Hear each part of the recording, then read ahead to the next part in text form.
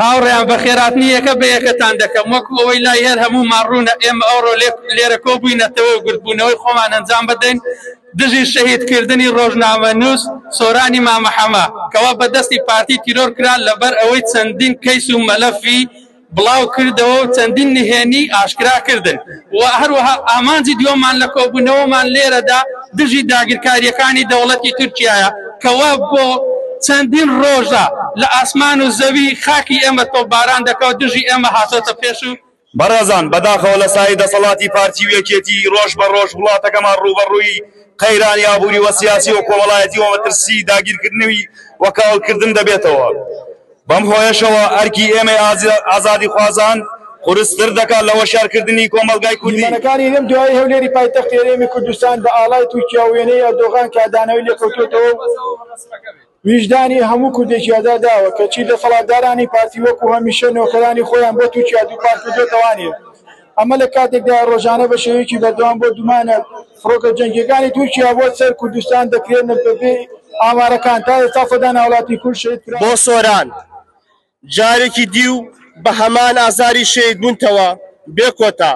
لە یاد و بیروەری ساڵیادی شەهید بوونت هەمومان وەک جاران وەک یەکەم ساتە وەختی تیرۆرکردنت وەک ئازاری بیستنی ڕۆژانی خوێنت لەسەر لاپەڕەیەکی سپی گۆڤارێکی تەنها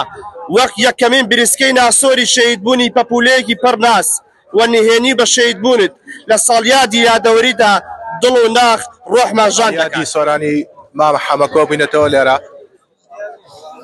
پشتیوانی خۆمان دووپات دەکەینەوە بۆ هەموو ڕۆژنامەنووسان و بەتوندی یانەی ئەو حیزبە دەسەڵاتدارانە ئەکەین کە خەریکی خوێن ڕشتنان ئی ڕۆژنامەنووسان و هاوڵاتیان ئەمڕۆ ژیادی سۆرانی مامەحەمەیە کە بەدەستی ڕەشی بنەماڵی بەرزانی تیرۆر کرا ئەم خۆپشاندانەمان لە دژی بنەماڵی بەرزانی چەند ساڵە خەریکی خیانەت و خاکفرۆشتن و چەوسانەوەی ڕۆژنامەنووسان و کوشتنی ڕۆژنامەنووسان و بەداخەوە ئێمە ئێستا لە یادی 16هەمین ساڵگادی تیرۆری شەهیدی ڕۆژنامەنووس سۆرانی مامەحەمە داین هاوکات لەم ڕۆژەدا ئیدانەی بەناوی ڕێکخراوی داکۆکۆ ئیدانەی لەشکرکێشی سوپای داگیرکەری تورکەکەین بۆ هەرێمی کوردستان وشە مەکەن با تاریکی سەرتان نەخوا گلێنەی قەڵەم کوێر مەکەن با مێژوو نەفرەتان نەکە لە هەر شوێنێ زمانی ڕەخنەیان بڕی لە هەر شوێنێ ڕەنگی ڕاستیان گۆڕی لەو شوێنە ئازادی لەغاو دەکرێ و دەسەڵات ترسنۆکە 2024 وەکو ئەندامانی ڕێکخراوی داکۆک و چالاکوانانی سیاسی شاری نیوکاسڵ بەشدارین بۆ دوو ئامانج یەکەم ساڵیادی شەهیدکردنی سۆرانی مامەحەمە دووەمیشیان هاتنی داگیرکەری سوپای تورکیا بەداخەوە دوای 16 ساڵ لە شەهیدکردنی ڕۆژنامەنووس سۆرانی مامەحەمە تاوەکو ئێستا بکوژانی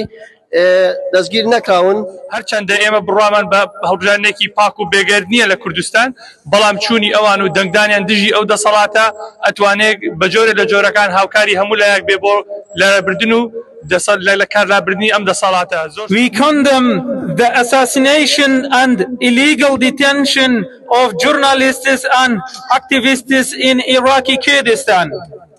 Today, we gather here to commemorate the assassination of journalist and writer Soran Mamaḥama, who was brutally murdered by the bloodthirsty militias of the ruling parties in Iraqi Kurdistan. لميدان كردايتي كپایتختی بیرورای همو یک دم هاورحی خونکان لگوردای لميدان كردايتي كپایتختی بیرورای همو یک دم هاورحی خونکان لگوردای وفرجمين دمانوي بزمانه گفت و گوتين فرميسكي صدياك ستم لچاوي ايوه داروكن يمين تيلا بياوي بيشو يوان گنجي آزاي دواروش ما في